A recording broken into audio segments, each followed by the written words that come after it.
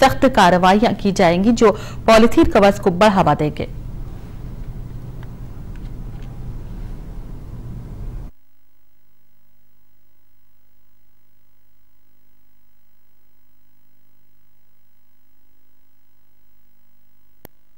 पुलवामा ने जो पिछले 2 दिन से पॉलिथीन मुखालिफ ड्राइव स्टार्ट की है, डायरेक्शंस ऑनरेबल कोर्ट के पहले भी आ चुके थे, उस पर अमल भी हुई थी। आज फिर एक बार हमने ड्राइव स्टार्ट की है और हमने 2 दिन में 20 क्विंटल और 50 किलो पॉलिथीन सीज किया है, जो हम कानून के मुताबिक उसकी एक्शन भी हुई है उन डिफाल्टरों के खिलाफ। और मैं आपकी वसादत से ये कहना चाहता हूँ कि जो भी बंदा पॉलिथीन का इस्तेमाल करेगा या पॉलिथीन को भेजेगा, इसकी दुकानदारी करेगा, तो उसको। नई बस्ती अनंतनाग में अवाम ने सड़कों की खस्ता हालत और गंदगी के ढेर होने पर जबरदस्त एहतजाज किया। अवाम के मुताबिक कस्बे अनंतनाग में रहने के बावजूद इन्हें इसी तरह के मसाइब और मुश्किलात का सामना है, जबकि तमाम महकमे अपनी जिम्मेदारियों को नहीं निभा रहे हैं। यहाँ पे पीएमजीएसवाई वालों ने या आरएनबी वालों ने यहाँ पे काम किया था, वाइडनिंग का भी क्या काम किया था और मैग्नम का भी काम किया था, लेकिन मैग्नम का जो मटेरियल है उन्होंने सब स्टैंडर्ड यूज़ किया था, जिससे हमें यहाँ पे प्रॉब्लम हो गई है। यहाँ पे अगर देखोगे सड़कों की हालत देखोगे तो वो 3 महीने में ही खराब हो गई है। और यहाँ के जो जितने भी बाशिंदगान यहाँ पे लोग जितने भी हैं उनकी यही प्रॉब्लम है कि धूल मिट्टी से उनके घर में जाके वो उनके बच्चे सारे बीमार पड़ रहे हैं। उन्होंने रोका था, बहुत रोका था, लेकिन उन्होंने कहा कि यहाँ पे उस टाइम AEE भी आए थे, तो उन्होंने कहा था कि हम मटेरियल चेक कर रहे हैं, मैग्नम चेक कर रहे हैं। हमने मैग्नम भी चेक किया और सब कुछ किया है, लेकिन अभी आप देखिए कि इसकी हालत क्या है। यह खनिक लोग डोजर वोजर तो काल पेंडिंग अमिक आब यह गो जमा सह सारे मकान मज ये जय निसार अहमद सह तम तु पान तम सात द्राव तमाम कनो मज आब मकान गई तबाह। अच्छा पे वो वक्त ड्रेन खनिक त्रोक ब्लॉक त्रिक आब गो जमा ना आब शुरू ना दुश्मन कुन ग ना खोड़ कुन यह सारी मेथी जमा तो ोट तुल अगर यप स्वीपर तिम वन यप कर सफाई तम सफाई कर तम वन। उधर खाजीगुंड में अगरचे के मुख्तलिफ महकमेजात बार बार ये दावे करते हैं कि अवाम के मसाइल को हल करने में वो अपनी जिम्मेदारियां बखूबी निभा रहे हैं, ताहम अवाम के मुताबिक खाजीगुंड सड़क से बेहद खस्ता हालत में है, जिसकी तरफ महकमा तवज्जो देने से खासिर है और अवाम को इससे सख्त मुश्किलात का सामना रहता है।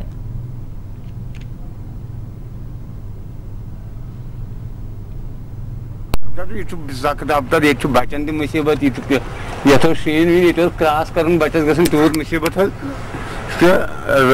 अंदाज या वनकस वो तो वनकस बचस अगर गाड़ी योर तमिस नई सर पे पलव छलन तो अद पे बेचार बिहन तीस काल ट्यूशन मौकू गुमुत कुछ मुसीबत सानिस बचस चलने पे तुम आमित बड़े शुक्रगुजार अगर तुम ये सान कत गवर्नमेंटस तक वात अमिक रोज 10 मिनटों सफर 10 मिनट पर लगे 1 घंटे पकनस गाड़ी सहार ग अड़न सरपट पे सवार पतिम हसा बेहन अत पे रोड हसा अकन गई बेन हसा खचन तीत जम आप कुछ लड़ सवार पकन तमिस जम भर सह गवर्नमेंट क्या कर रोड मूजूब या दूर पे कज गो रोड शेख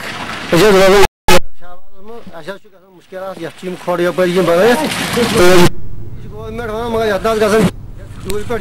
जनूबी कश्मीर के जिले अनंतनाग में आज तेज बारिश हुई और इस वजह से सर्दी की शिद्दत में बेहद इजाफा हुआ। इन दिनों मुल्क के अक्सर बेशतर हिस्सों में गैर मौसमी बारिश का सिलसिला जारी है, कहीं पर हल्की तो कहीं पर तेज बारिश हो रही है और इस वजह से सर्द हवाएं भी चल रही हैं और सर्दी में भी इजाफा हो गया। गुज़िश्ता रोज शुमाली कश्मीर के इलाके भारी बर्फबारी की वजह से बर्फ के तोदे गिर पड़े, जिसमें कई अफराद फंस चुके थे।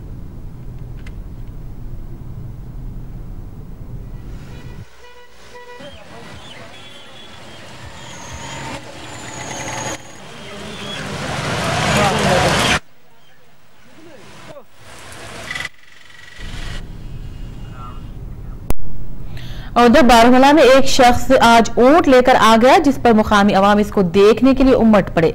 वाज़ेह है कि कश्मीर के इलाके में ऊंट नहीं पाए जाते हैं।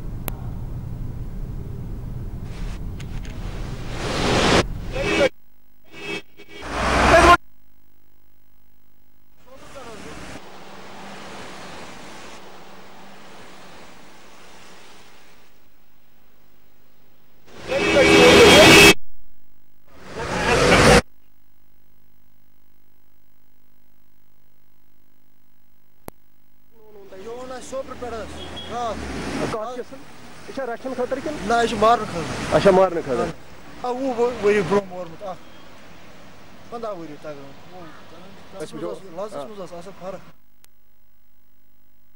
को जमीन पर जन्नत कहा जाता है। पेश कश्मीर की हसीन वादियों पर मुंसिफ टीवी की ये रिपोर्ट। कितनी खूबसूरत ये तस्वीर है, मौसम बेमिसाल बेनज़ीर है, ये कश्मीर है, ये कश्मीर है। इंसान को यहाँ पर समाजी जानवर भी कहा जाता है। लोग तरक्की की चाह में देहात छोड़ शहरों को हिजरत करने लगे हैं और शहर फलने फूलने लगे हैं, तो साथ ही साथ फिजाई और आबी आलूदगी ने इंसानों को अपनी लपेट में ले लिया है। शहरी अवाम अब जहरीली हवाओं में सांस लेने के आदी हो गए हैं। रोजाना शोर सुनना उनकी जिंदगी का हिस्सा बन गया है। घर में बैठे टेलीविजन पर रंग बिरंगी नज़ारों को देखते हैं, लेकिन इन नज़ारों तक उनकी पहुंच नामुमकिन हो गई है, क्योंकि आदमी इतना मसरूफ हो गया है कि वो सिर्फ घर और दफ्तर तक के लिए ही महदूद हो गया है। अगर आप भी ऐसे ही लोगों में हैं, तो आज हम आपको सैर करवाएंगे कश्मीर की। आपने वादिये जन्नते नज़ीर के मुतालिक कई किस्से कहानियां सुन रखे होंगे, मगर उन्हें देखने का इत्तेफाक ना हुआ होगा। हम आपको अब दिखाएंगे। अपने स्क्रीन पर आप जो देख रहे हैं, ये है कश्मीर। ऊंचे ऊंचे पहाड़, पुरफिजा वादियां और ताज़ा फलों से लदे बागात। आपको ये जानकर हैरत होगी कि यहाँ पर रबे कायनात में कुदरती हवाओं के एसी लगा रखे हैं। अगर आप लंबा सफर तय करके यहाँ आ जाएंगे, तो इन खूबसूरत मनाजिर में खोते हुए अपनी थकान को दूर होता महसूस करेंगे। यहाँ पर एक इलाका है बारामुल्ला, जहाँ पर आर्मी जवान पतंगों का त्यौहार मनाते हैं। लंबे लंबे दरख्तों के दरमियान मौजूद इस मैदान में बड़ी बड़ी पतंगों को उड़ता देखना अच्छा लगता है। यहाँ से अब अगर हम गुलमर्ग चले जाएं, तो यहाँ की दास्तान भी बड़ी दिलचस्प लगेगी। यहाँ पर आपको हद्दे नजर बर्फ ही बर्फ दिखाई देगी, जहाँ पर गुलमर्ग फेस्टिवल भी मनाया जाता है। यहाँ पर सयाह रक्स और मौसीकी का एहतमाम करते हैं। साइकिल रानी और दीगर प्रोग्राम मुनक्कद किए जाते हैं। तलबा खेलों में मसरूफ रहते हैं, तो कई फनकार बर्फ से कुछ मुजस्सिमे भी बनाते हैं। ये सब देखने के बाद दिल करता है कि हम यहीं के होकर रह जाएं, मगर ऐसा मुमकिन नहीं। जब कभी हम डल लेक की तरफ अपना रुख करेंगे, तो हमें अतराफ व अकनाफ के मनाजिर मजबूती से जकड़ लेंगे और इस मारूफ आलम डल झील के सामने वाक़े ज़बरोन नामी पहाड़ पर मुगलों का तामीर करदा 7 स्टेप वाला परी महल मौजूद है, जहाँ पर खूबसूरत पार्क कायम किए गए हैं। इस महल का बाग एक इमारत नुमा है, जहाँ अंदर दाखिल होने के लिए एक ही गेट मौजूद है। यहाँ से डल झील और श्रीनगर शहर का शानदार मुजाहिरा किया जा सकता है। कहा जाता है कि इस बाग में मुगलों का ही तामीर करदा चश्मा शाही पार्क भी है, जिसमें एक मीठे पानी का कदीम चश्मा आज भी मौजूद है। सीना बसीना रिवायत रही है कि जवाहरलाल नेहरू इसी चश्मे का पानी पीते थे।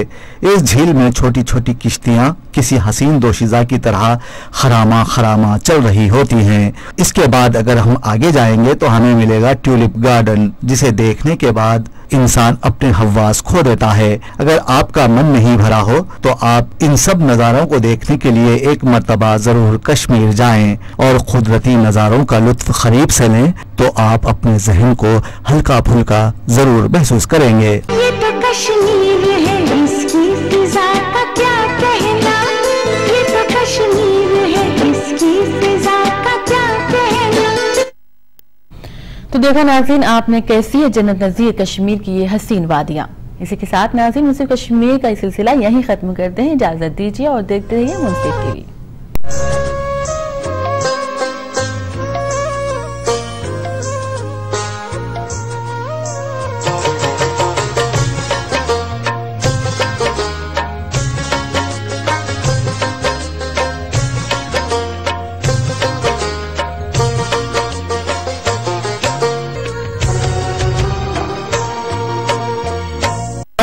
क्या है?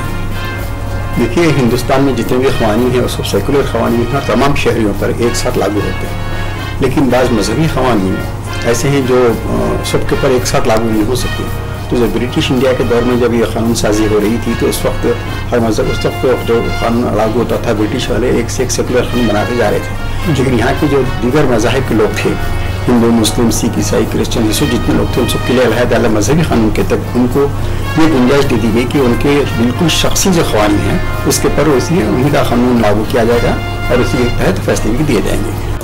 बार काउंसिल का एक रूल है कि एज रिस्ट्रिक्शंस भी आ गया है। 5 ईयर्स के लिए उम्मीदवार जो है only 20 years, he should not be more than 20 years, 20 साल से ज्यादा नहीं रहना, और जो है 3 ईयर्स के लिए 30 साल से ज्यादा नहीं। हम देख रहे हैं कि मल्टीनेशनल कंपनीज हिंदुस्तान में आई हुई हैं, तो लॉ ग्रेजुएट्स के लिए एक LPO करके जॉब्स निकले हैं।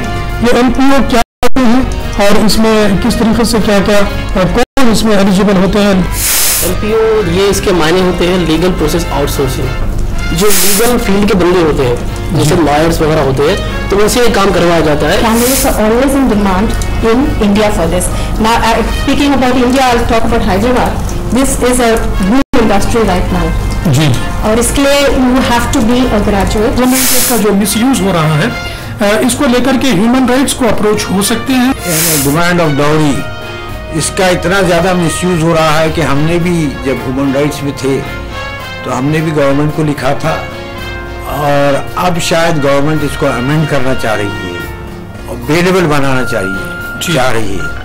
वरना हो ये रहा है कि सास, ससुरे, जेठानी, देवरानी, तमाम पूरे जितने लोग हैं उतने पूरे लोगों को वो जेल में बिठा दिया जाता है। लीगल पॉइंट्स लाइव हमारा ये खास प्रोग्राम देखिए हर जुमेरात अब जुमा रात 9:30 बजे सिर्फ मुंसिफ टीवी पर।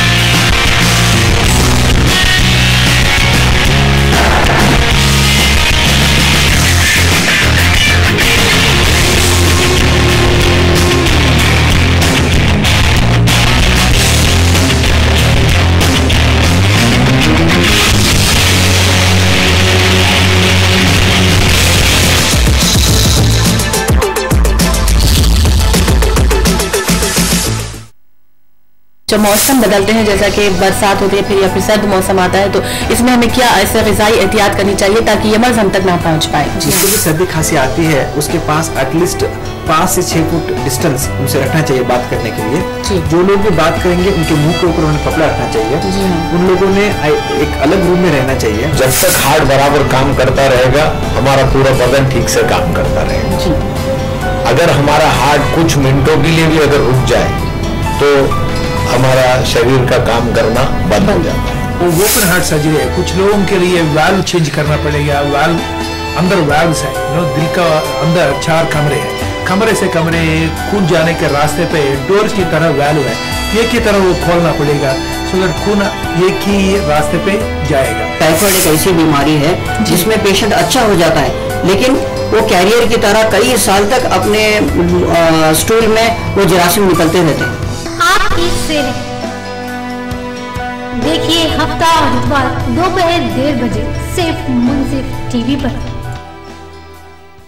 बॉलीवुड की दुनिया भी कभी खुशी कभी गम की तरह होती है।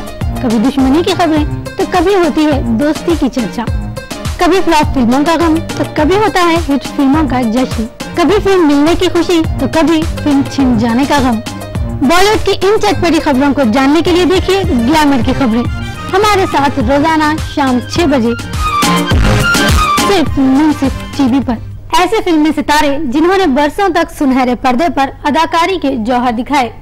फिल्म इंडस्ट्री के वो फनकार भी जिन्होंने पर्दे के पीछे रहकर अपने फन का जादू जगाया, जिन्हें फिल्मी दुनिया और शायकीन कभी फरामोश नहीं कर सकते।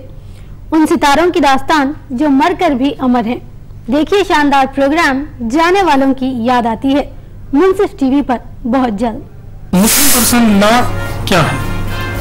देखिए हिंदुस्तान में जितने भी क़वानीन हैं उसको सेकुलर क़वानीन तमाम शहरियों पर एक साथ लागू होते हैं, लेकिन बाज़ मजहबी क़वानीन ऐसे हैं जो सबके ऊपर एक साथ लागू नहीं हो सकते। तो जब ब्रिटिश इंडिया के दौर में जब ये कानून साजी हो रही थी तो उस वक्त हर मजहब उस वक्त जो कानून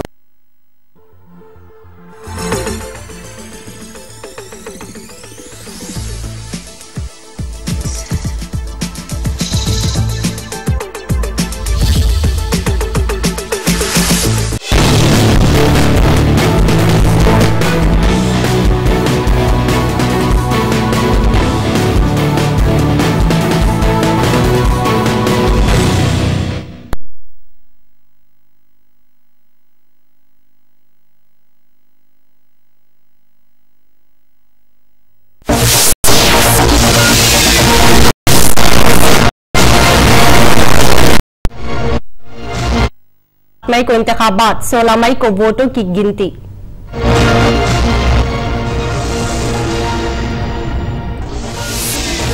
चंद्रबाबू नायडू ने गवर्नर नरसिम्हन को लिखा एक मकतूब, हालिया बारिश से मुतासरा किसानों को मदद करने की अपील।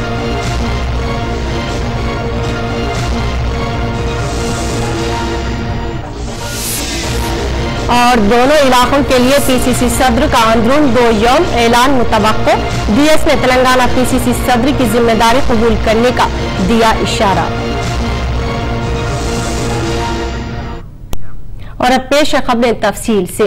चीफ इलेक्शन कमीशन ने अगले आम इंतखाबात के लिए शेड्यूल का ऐलान कर दिया है। मरकजी इलेक्शन कमीशन के मुताबिक मुल्क भर में लोकसभा इंतखाबात 9 मरहलों में मुनक़िद किए जाएंगे, जबकि 2 मरहलों में आंध्र प्रदेश के असेंबली और पार्लिमानी इंतखाबात का इनेकाद किया जाएगा। उन्होंने बताया कि रियासत आंध्र प्रदेश में इंतखाबात के लिए हलकों की नई हदबंदी नहीं की गई है, बल्कि मौजूदा हलकों के मुताबिक ही इंतखाबात मुनक़िद किए जाएंगे। आंध्र प्रदेश में 30 अप्रैल और 7 मई को 2 मरहलों में इलेक्शन मुनक़िद किए जाएंगे, जबकि 16 मई को वोटों की गिनती होगी।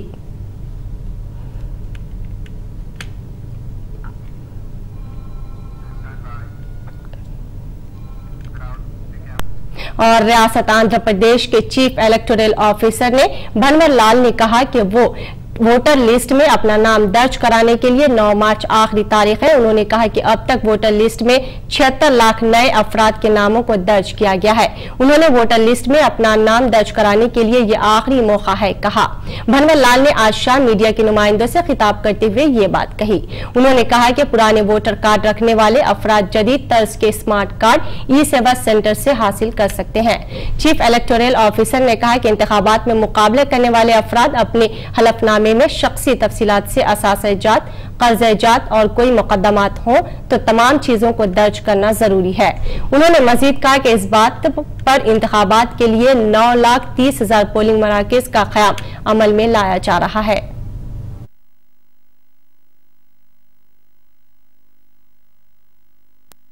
और साबिक पीसीसी सदर डी श्रीनिवास ने कहा कि अगर हाईकमान उनको तेलंगाना पीसीसी सदर की जिम्मेदारी सौंपे तो वो कबूल करने तैयार हैं। उन्होंने कहा कि अंदरून 2 यौम तेलंगाना और सीमा आंध्र के लिए अलग-अलग पीसीसी सदर मुकर्रर करने का इम्कान है। डी श्रीनिवास ने कहा कि अगले आम इंतखाबात में टीजेएसी कायदीन अगर मुकाबला करना चाहते हैं तो कांग्रेस पार्टी उन्हें टिकट देगी। साबिक पीसीसी सदर ने मजीद कहा कि दोनों इलाकों के लिए अलग अलग पीसीसी सदर के मामले में हाई कमांड सोनिया गांधी फैसला लेगी। डी श्रीनिवास ने अगले आम इंतखाबात में कांग्रेस पार्टी को कम से कम 16 लोकसभा और 80 असेंबली नशिस्तों पर कामयाबी का यकीन जाहिर किया है।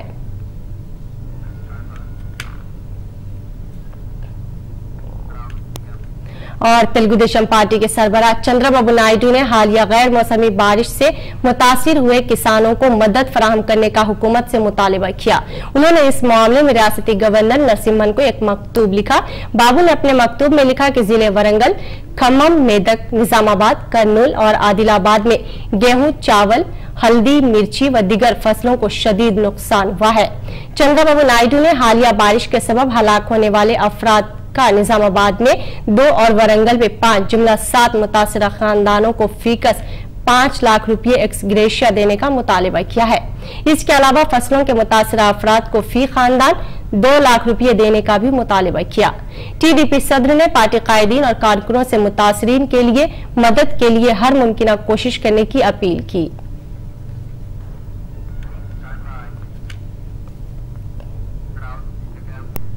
और कांग्रेस पार्टी के सीनियर लीडर डीएल रविंदर ने किरण कुमार रेड्डी और बोत्सा सत्यानारायण को शदीद तनकीदों का निशाना बनाया।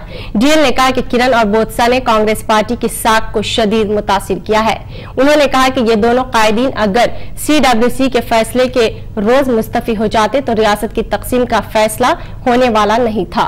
उन्होंने रियासत की तकसीम से अगले आम इंतखाबात में कांग्रेस पार्टी की कामयाबी में शुकूक व शुबहात का इजहार किया।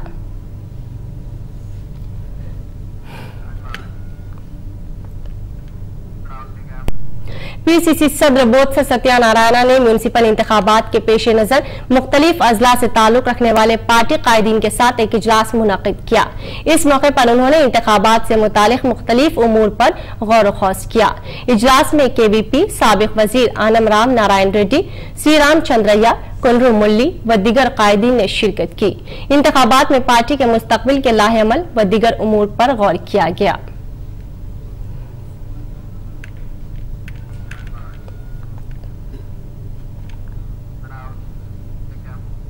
जैसे जैसे इलेक्शन का वक्त करीब आ रहा है, सियासी जमातें माइनॉरिटीज को करीब करने के लिए नए नए हथकंडे अपना रही है।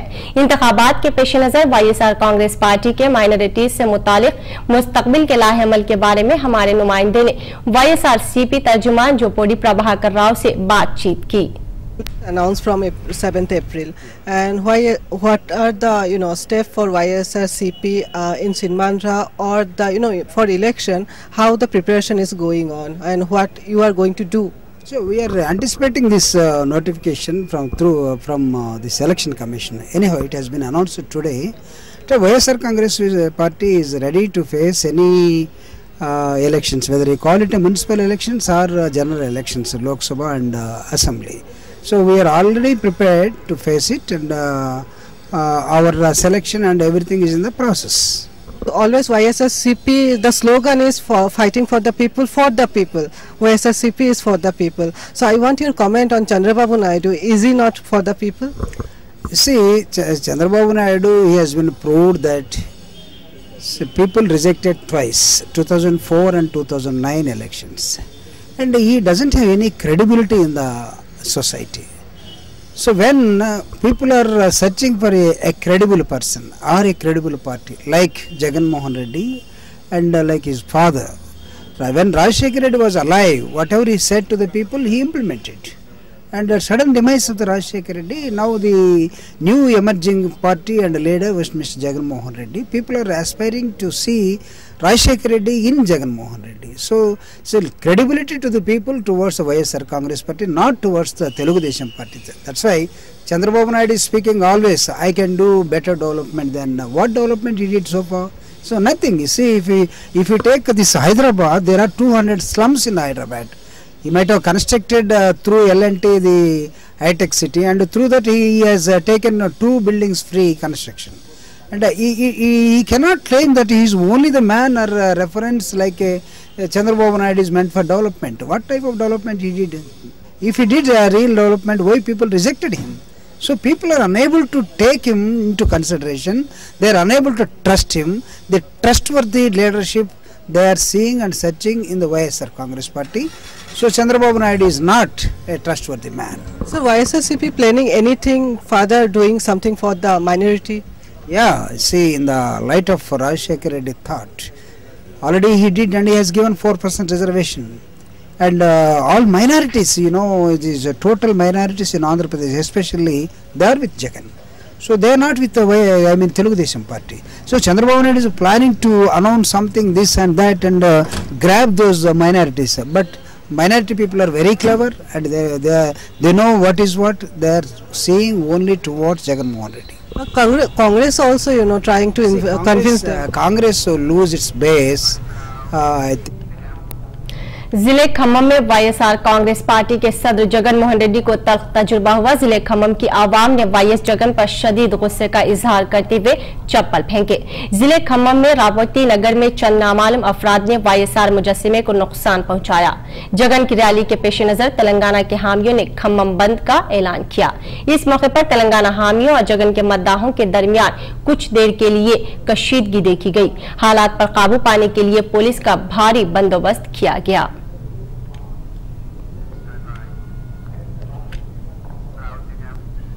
टीआरएस एमएलए केटीआर ने कहा कि कांग्रेस की बदौलत तेलंगाना नहीं आया है। उन्होंने कहा कि तेलंगाना की आवाम टीआरएस के साथ है। टीआरएस रुकन असेंबली ने कहा कि आवाम की तायद से ही इख्तिदार हासिल किया जा सकता है। उन्होंने कहा कि अगर इख्तिदार नहीं हासिल कर सके तो अपोजिशन का किरदार निभाते हुए आवाम के मसाइल की यकसोई के लिए जिद्दोजहद करने का ऐलान किया।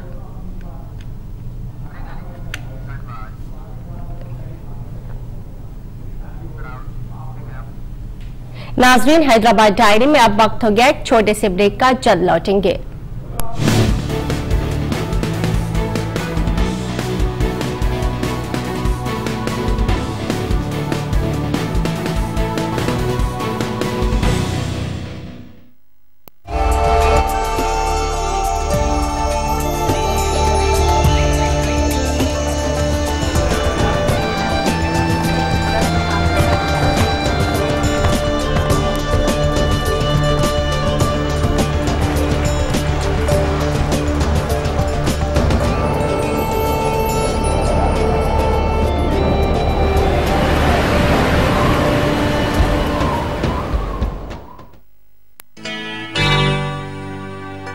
बहू ने कुछ काम वाम भी शुरू किया? कहाँ? साफ, शफाफ और लंबा दाना, न चुनने की झंझट, न बीनने की जहमत। बस पैक खोला, कुछ देर भिगोया और पका लिया।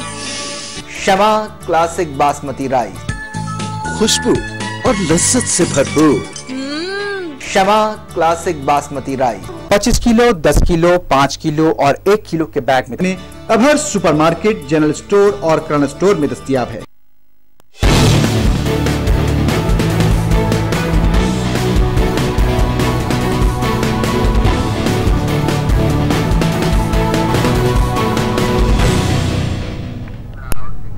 ब्रेक के बाद आपका इस्तकबाल है। बढ़ते हैं मजीद खबरों की जानिब। रियासती गवर्नर ESL नरसिम्हन ने कहा कि किसी भी ओहदेदार को तकसीम की बुनियाद पर वापस नहीं भेजा गया। उन्होंने कहा कि आमतौर पर तबादलों की तरह ही IAS ओहदेदारों के तबादले अमल में आए हैं। रियासती गवर्नर दिल्ली में मरकजी वजीर P चिदम्बरम से मुलाकात के बाद मीडिया से बात कर रहे थे। उन्होंने कहा कि वजारत दाखिला और वजारत फाइनेंस से रियासत की मौजूदा सूरत हाल को लेकर बातचीत की गई। नरसिम्हन ने कहा कि रियासत की ताजा सूरत हाल मरकज को वाकिफ करवाया गया है। उन्होंने कहा कि रियासत में अमन और अमान की बरकरारी के लिए वो इक़दामात कर रही हैं।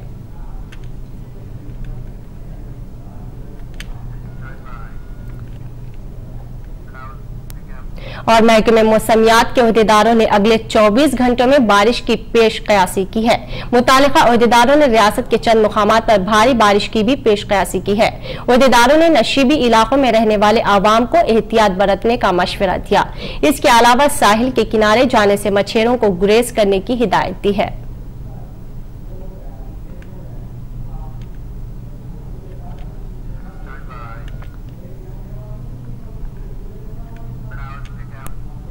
टीआरएस ने तेलंगाना के इंतखाबी लाहे अमल से मुतालिक गौर खौस करने के लिए तेलंगाना भवन में एक इजलास मुनक्किद किया। इस मौके पर टीआरएस सदर केसीआर ने कहा कि म्युनिसिपल इंतखाबात समेत असेंबली इलेक्शन में पार्टी मुकाबला करेंगी। उन्होंने कहा कि असेंबली इंतखाबात में टीआरएस पार्टी तेलंगाना के तमाम हलकों से मुकाबला करेगी। इस मौके पर तेलंगाना की ताजा सूरत हाल और पार्टी की हिकमत अमली से मुतालिक गौर किया गया।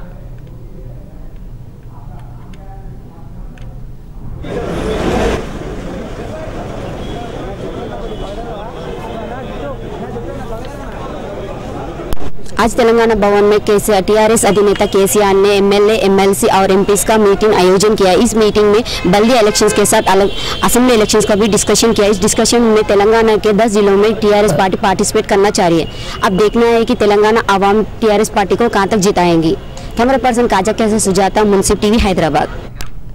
AK मोहंती ने कहा कि जो भी मुलाजमीन अपने शख्सी तफसीलात दाखिल नहीं किए हैं उन्हें मार्च के महीने की तनख्वाह नहीं मिलेगी। उन्होंने बताया कि जुमला 13 लाख मुलाजमीन में से 13,26,000 मुलाजमीन ने तफसीलात दाखिल की है, जबकि 1,75,000 मुलाजमीन तफसीलात दाखिल नहीं की है।